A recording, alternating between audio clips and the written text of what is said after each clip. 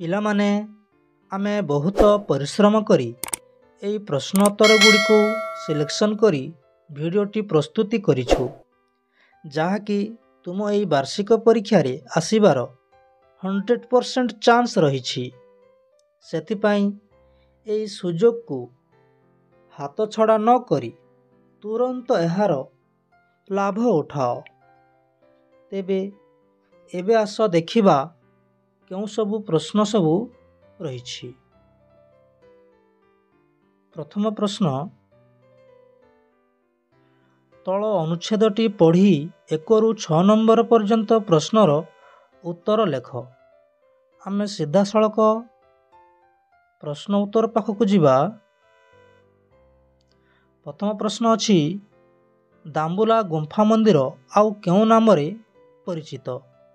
ଦାମ୍ବୁଲା ଗୁମ୍ଫା ମନ୍ଦିର ଆଉ କେଉଁ ନାମରେ ପରିଚିତ?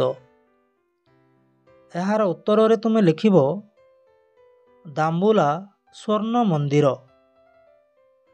ଦାମ୍ବୁଲା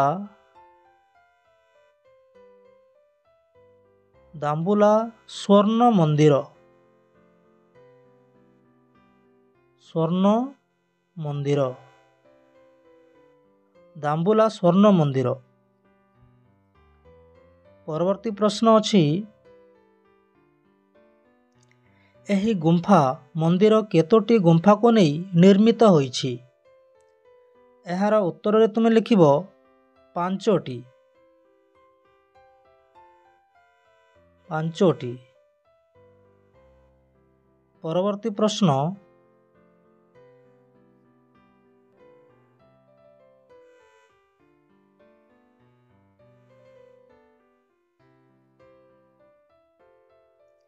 ଏହାକୁ ବିଶ୍ୱ ଐତିହ୍ୟ ସ୍ଥଳର ମାନ୍ୟତା କାହିଁକି ଦିଆଯାଇଛି? ଏହାର ଉତ୍ତରରେ ତୁମେ ଲେଖିବ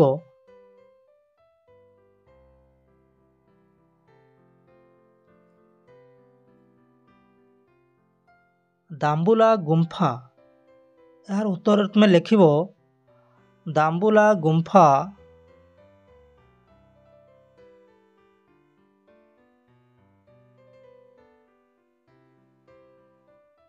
ଦାମ୍ବୁଲା ଗୁମ୍ଫା ମନ୍ଦିରର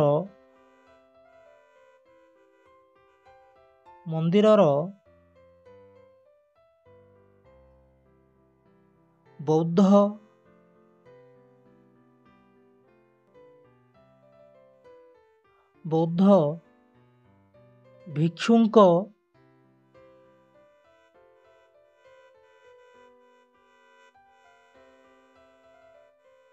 ଭିକ୍ଷୁଙ୍କ ପୂଜା ସ୍ଥାନ।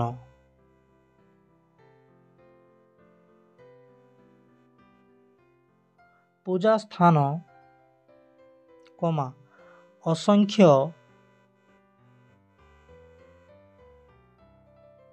ଅସଂଖ୍ୟ ପ୍ରାଚୀନ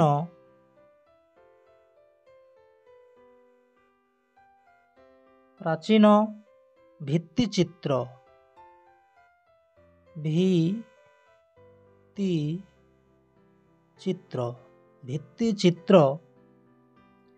ଏବଂ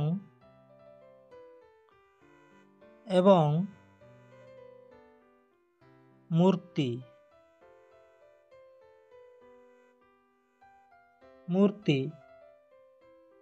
ରହିଥିବାରୁ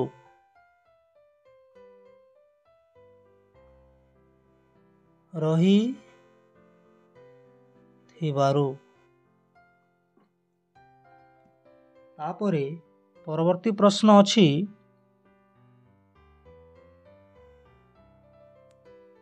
ମାନ୍ୟତା ଶବ୍ଦଟିକୁ ବ୍ୟବହାର କରି ଗୋଟିଏ ବାକ୍ୟ ଲେଖ। ମାନ୍ୟତା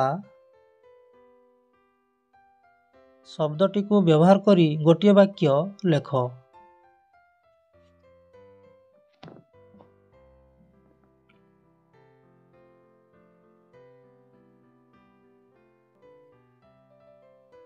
ଏଇଠି ଲେଖିବ, ଆମ ବିଦ୍ୟାଳୟ ସରକାରୀ ଆମ ବିଦ୍ୟାଳୟ ସରକାରୀ ମାନ୍ୟତା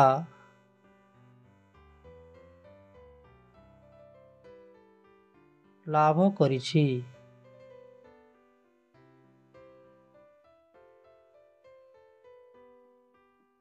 ତାପରେ ଯିବା ପରବର୍ତ୍ତୀ ପ୍ରଶ୍ନକୁ। ଏହାକୁ ଦାମ୍ବୁଲା ଗୁମ୍ଫା ମନ୍ଦିର କାହିଁକି କୁହାଯାଏ? ଏହାକୁ ଦାମ୍ବୁଲା ଗୁମ୍ଫା ମନ୍ଦିର କାହିଁକି କୁହାଯାଏ? ଏହାର ଉତ୍ତରରେ ତୁମେ ଲେଖିବ ଦାମ୍ବୁଲା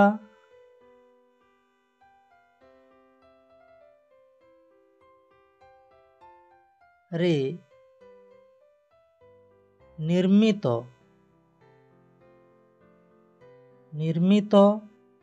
ହୋଇଥିବାରୁ। ଦାମ୍ବୁଲାରେ ନିର୍ମିତ ହୋଇଥିବାରୁ। ପରବର୍ତ୍ତୀ ପ୍ରଶ୍ନ। ତଳେ ଦିଆଯାଇଥିବା ବାକ୍ୟଟିକୁ ନେଇ ପ୍ରଶ୍ନଟିଏ ପ୍ରସ୍ତୁତି କରି ଲେଖ। ଏହି ବାକ୍ୟ ଅଛି, 1000 ବର୍ଷର ପ୍ରାଚୀନ କଳାକୃତି ମନ୍ଦିରକୁ ଆଚ୍ଛାଦିତ କରି ରଖିଛି। ଏହାକୁ ପ୍ରଶ୍ନ କଲେ କ'ଣ ହେବ? ଏହାର ଉତ୍ତରରେ ତୁମେ ଲେଖିବ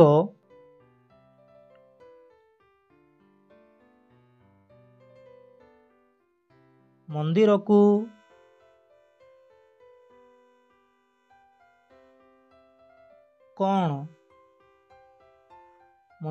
କ'ଣ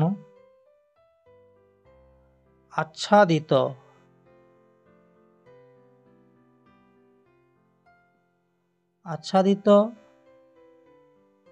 କରି ରଖିଛି।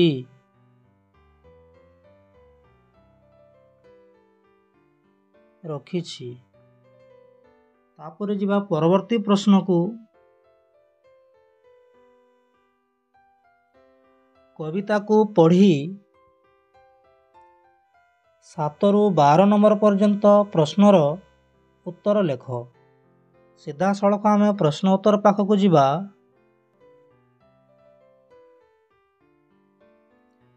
ପୂର୍ବ ଦିଗରେ କିଏ ଉଇଁ ଆସନ୍ତି? ପୂର୍ବ ଦିଗରେ କିଏ ଉଇଁ ଆସନ୍ତି? ଏହାର ଉତ୍ତର ହେବ ରବି।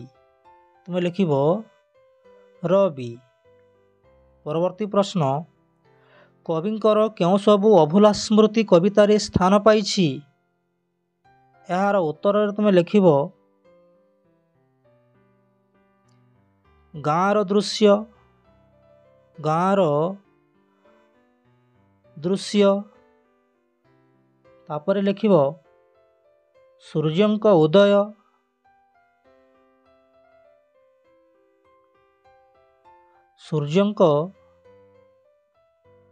ଉଦୟ। ତାପରେ ଲେଖିବ ପକ୍ଷୀମାନଙ୍କ ସ୍ୱର।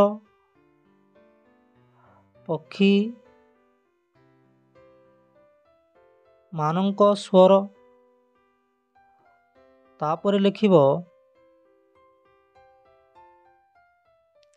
ଶ୍ୟାମଳ ଓ ସବୁଜ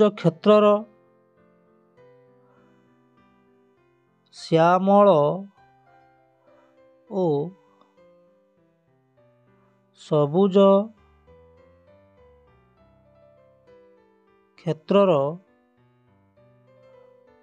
ଅଭୁଲା ସ୍ମୃତି।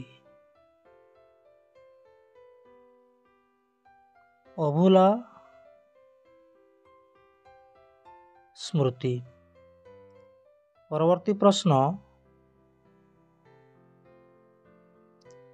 କବିତାରେ ପାଇକ ପିଲା ସମ୍ପର୍କରେ କେଉଁ ସବୁ କଥା କୁହାଯାଇଛି? ଏହାର ଉତ୍ତରରେ ତୁମେ ଲେଖିବ ସାହସିକତା।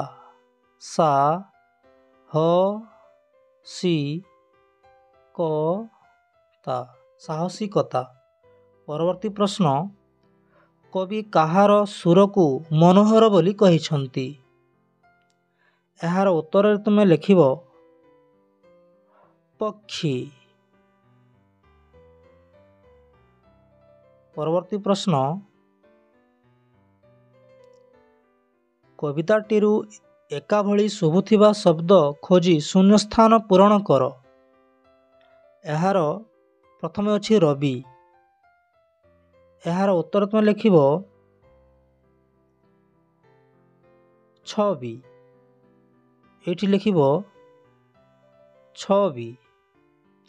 ତା ତଳେ ଅଛି ରାଜି। ଏଇଠି ଲେଖିବ ଆଜି।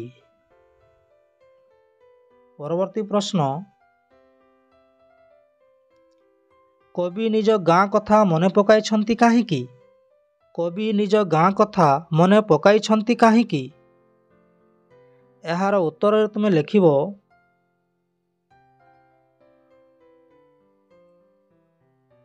ଗାଁର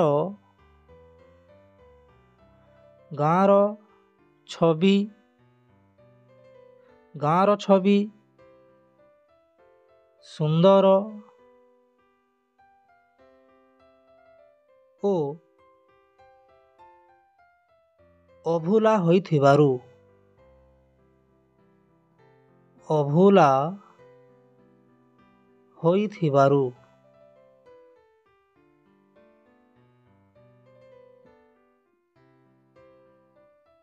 ପରବର୍ତ୍ତୀ ପ୍ରଶ୍ନ ଅଛି, 13 ଓ 14 ନମ୍ବର ପ୍ରଶ୍ନରେ ଦିଆଯାଇଥିବା ପଦ ଦୁଇଟିକୁ ପଢ଼ି ନିଜ ଭାଷାରେ ବୁଝାଇ ଲେଖ। 13 ଓ 14 ନମ୍ବର ପ୍ରଶ୍ନରେ ଦିଆଯାଇଥିବା ଶବ୍ଦ ଦୁଇଟିକୁ ପଢ଼ି ନିଜ ଭାଷାରେ ବୁଝାଇକି ଲେଖିବ। ପିଲାମାନେ, ଏହି ପ୍ରଶ୍ନର ଉତ୍ତର ଆମେ ଭିଡ଼ିଓ ଶେଷରେ ଦେଇଛୁ, ନିଶ୍ଚୟ ଦେଖିବ। ପରବର୍ତ୍ତୀ ପ୍ରଶ୍ନ, ପିଲାମାନେ ଏହି ପ୍ରଶ୍ନର ଉତ୍ତର ମଧ୍ୟ ଆମେ ଭିଡ଼ିଓ ଶେଷରେ ଦେଇଛୁ, ନିଶ୍ଚୟ ଦେଖିବ। ପରବର୍ତ୍ତୀ ପ୍ରଶ୍ନ, ତଳେ ଦିଆଯାଇଥିବା ଉକ୍ତିକୁ କିଏ କାହାକୁ କେଉଁ ପ୍ରସଙ୍ଗରେ କହିଛନ୍ତି ଲେଖ। ଆମେ ସିଧାସଳଖ ଉତ୍ତର ଲେଖିବା।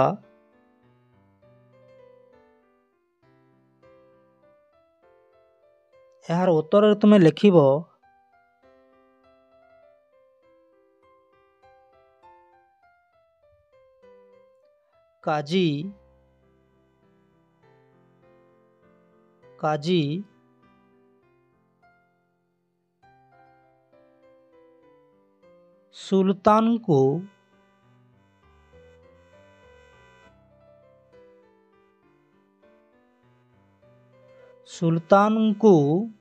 କାଜୀ ସୁଲତାନଙ୍କୁ ରାୟ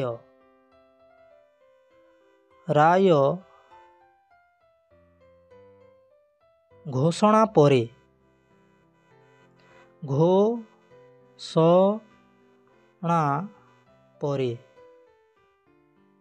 ପରବର୍ତ୍ତୀ ପ୍ରଶ୍ନ,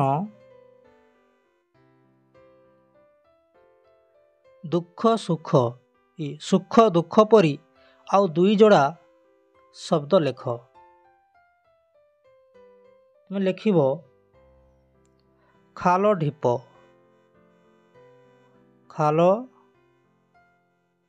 ଢିପ। ଏଇଟା ହେଲା ଗୋଟିଏ ଯୋଡ଼ା। ଆଉ ଗୋଟିଏ ଯୋଡ଼ା ଲେଖିବ କଞ୍ଚା ପାଚିଲା।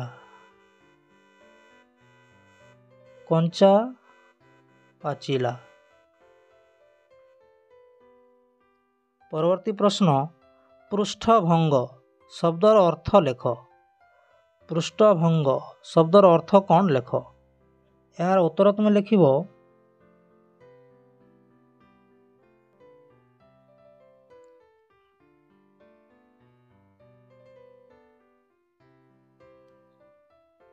କୌଣସି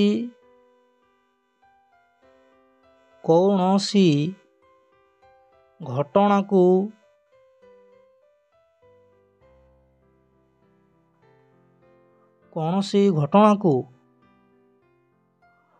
ମୁକାବିଲା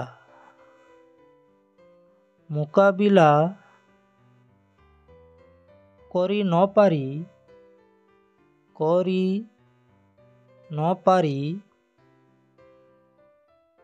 ନ ପାରି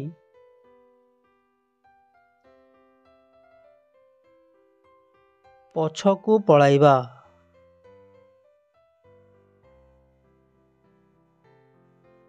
ପଛକୁ ପଳାଇବା। ବାକ୍ୟଟି ପୂର୍ଣ୍ଣ ଭାବରେ ଆଉ ଥରେ କହିଦେଉଛି। କୌଣସି ଘଟଣାକୁ ମୁକାବିଲା କରି ନ ପାରି ଭୟରେ ପଛକୁ ପଳାଇବା। ତାପରେ ଆମେ ଯିବା ପରବର୍ତ୍ତୀ ପ୍ରଶ୍ନକୁ। ଶିଷ୍ୟ ଶବ୍ଦର ଲିଙ୍ଗ ପରିବର୍ତ୍ତନ କଲେ କ'ଣ ହେବ? ଅର୍ଥାତ୍ ଶିଷ୍ୟ ଶବ୍ଦର ଲିଙ୍ଗ ପରିବର୍ତ୍ତନ କର। ଏହାର ଉତ୍ତରରେ ତୁମେ ଲେଖିବ ଶିଷ୍ୟା। ଶିଷ୍ୟା ଲେଖିବ। ପରବର୍ତ୍ତୀ ପ୍ରଶ୍ନ, ଠିକ୍ ବନାନ ଥିବା ଶବ୍ଦକୁ ବାଛି ଲେଖ। ଏହାର ଉତ୍ତରରେ ତୁମେ ଲେଖିବ ଭାସ୍କର୍ଯ୍ୟ।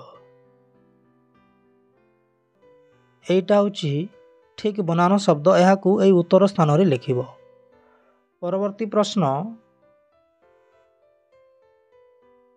ଭିନ୍ନ ଜାତୀୟ ଶବ୍ଦଟିକୁ ଚିହ୍ନଟ କରି ଲେଖ। ଏଠାରେ ଭିନ୍ନ ଜାତୀୟ ଶବ୍ଦଟି ହେଉଛି ନାଗରିକ।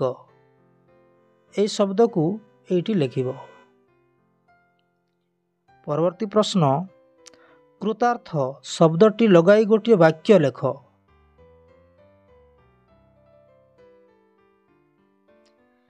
କୃତାର୍ଥ ଶବ୍ଦଟି ଲଗାଇ ଗୋଟିଏ ବାକ୍ୟ ଲେଖିବ। ଏଇଠି ଲେଖିବ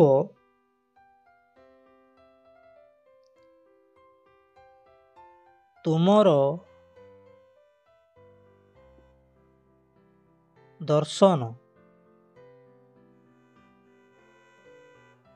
ଦର୍ଶନ ପାଇ ତୁମର ଦର୍ଶନ ପାଇ ମୁଁ କୃତାର୍ଥ ହୋଇଗଲି। କୃତାର୍ଥ ହୋଇଗଲି।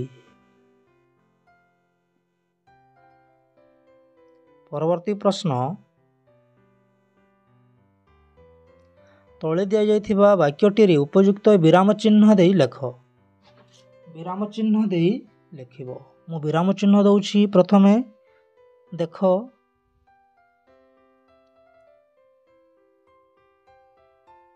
ତାଙ୍କୁ ପଚାରିଲି। ଏଇଠି ଦେବ କମା, ତାପରେ ଉପରେ ଦେବ ଇନଭର୍ଟେଡ୍ କମା, ଦୁଇଟି କମା ଉପରେ ଦେବ। ତମେ ବର୍ତ୍ତମାନ କ'ଣ ଖାଉଛ? ଏଇଠି ଦେବ ପ୍ରଶ୍ନବାଚକ ଚିହ୍ନ, ତାପରେ ଇନଭର୍ଟେଡ୍ କମା ଶେଷ କରିବ ଉପରେ। ତାପରେ ଏହାକୁ ସମ୍ପୂର୍ଣ୍ଣ ଏଇଠି ଲେଖିଦେବ। ପରବର୍ତ୍ତୀ ପ୍ରଶ୍ନ,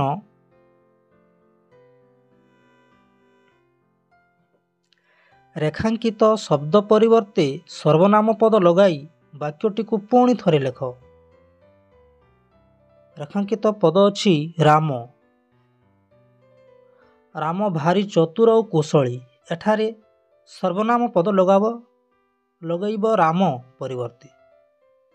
ତୁମେ ଲେଖିବ ସେ। ରାମ ସ୍ଥାନରେ ଲେଖିବ ସେ। এই ରାମକୁ ନ ଲେଖି ତୁମେ ଲେଖିବ ସେ, ତାପରେ ଏସବୁ ଲେଖିଦେବ। ସେ ଭାରି ଚତୁର ଓ କୁଶଳୀ। ସେ ଭାରି ଚତୁର ଓ କୁଶଳୀ। ତାପରେ ଯିବା ଆମେ ପରବର୍ତ୍ତୀ ପ୍ରଶ୍ନକୁ। ତଳେ ଦିଆଯାଇଥିବା ବାକ୍ୟଟିକୁ ନାସ୍ତିବାଚକ ବାକ୍ୟରେ ପରିବର୍ତ୍ତନ କରି ଲେଖ। ନାସ୍ତିବାଚକ କରିବ। ଏହି ବାକ୍ୟଟି ଆସ୍ତିବାଚକ ରୂପରେ ଅଛି, ଏହାକୁ ନାସ୍ତିବାଚକ କରି ଲେଖିବ। କ'ଣ ଅଛି? ସମସ୍ତେ ସୁରଭିକୁ ଶ୍ରଦ୍ଧା କରନ୍ତି। ଏହାକୁ ନାସ୍ତିବାଚକରେ ଲେଖିଲେ ହେବ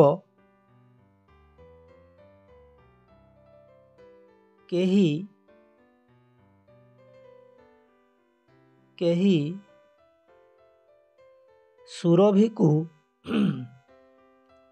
ସୁରଭିକୁ ଶ୍ରଦ୍ଧା କରନ୍ତି ନାହିଁ।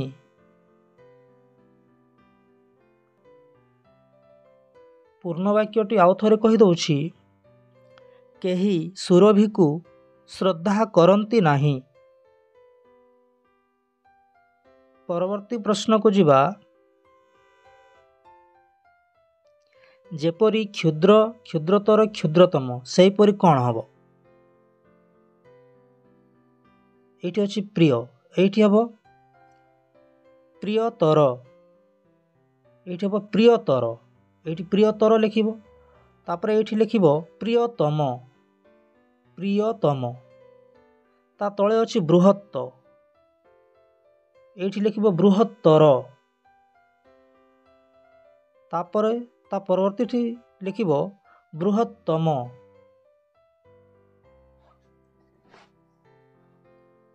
बृहत्तम लिख। नेक्स्ट क्वेश्चन समान अर्थ बुझाउथिबा आउ गोटे शब्द लेख धरा धरा तार आउ गोटे शब्द तुम लिख वसुधा वसुधा लिख किंबा लिख वसुधा लिख नहले तुम ये लिख बहुत गुड़े शब्द यार अच्छी धरणी धरणी लिखिले भी ठीक है धरणी किंबा लिख धरित्री नहले लिख मही नचेत लिख वसुंधरा इत्यादि। परवर्ती प्रश्न को जिबा तले दिया वाक्यटी को नहीं प्रश्नटीए प्रस्तुति कर यही वाक्य को नहीं गोटे प्रश्न प्रस्तुति करिब। वाक्यटी अच्छी फकीर मोहन सेनापति को व्यासकवि कहा जाए तुम्हें यहाँ प्रश्न करी लिख फकीर मोहन सेनापति को एत दूर जाए लिख फकीर मोहन सेनापति को कौन कहा जाए कौन कहा जाए प्रश्नवाचक चिन्ह है। तेबे आम जिमा परवर्ती प्रश्न को एक पदरे प्रकाश कर गोटे पद लिख जी कृषि कार्य करती ये लिख कृषक जी कृषि कार्य करती से होती कृषक। परवर्ती वाक्य अच्छी जी समाज सेवा करती समाज सेवक जी समाज सेवा करती समाज सेवक एमती लिख तुम्हें समाज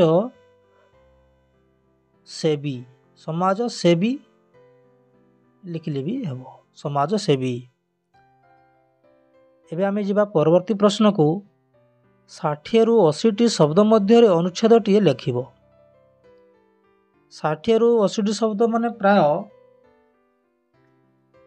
8 रु 10 धाड़ी जाए हेबो 8 रु 10 धाड़ी जाए हेबो। कौन कौन विषय देछि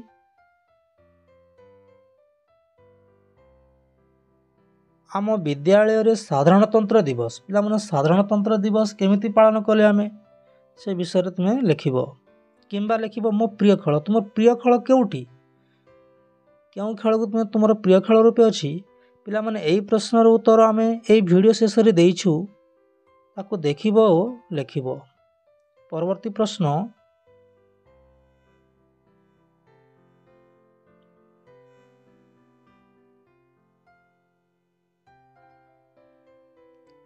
तुम बड़ भौणी विवाहर निमंते 2 दिनर छुट्टी मंजूरी पाई प्रधान शिक्षक निकट को दरखास्त लेख तुमर बड़ भौणी बाहाघर अच्छी से 2 दिन छुट्टी नब आ कौन कर से प्रधान शिक्षक निकट को दरखास्त लिख।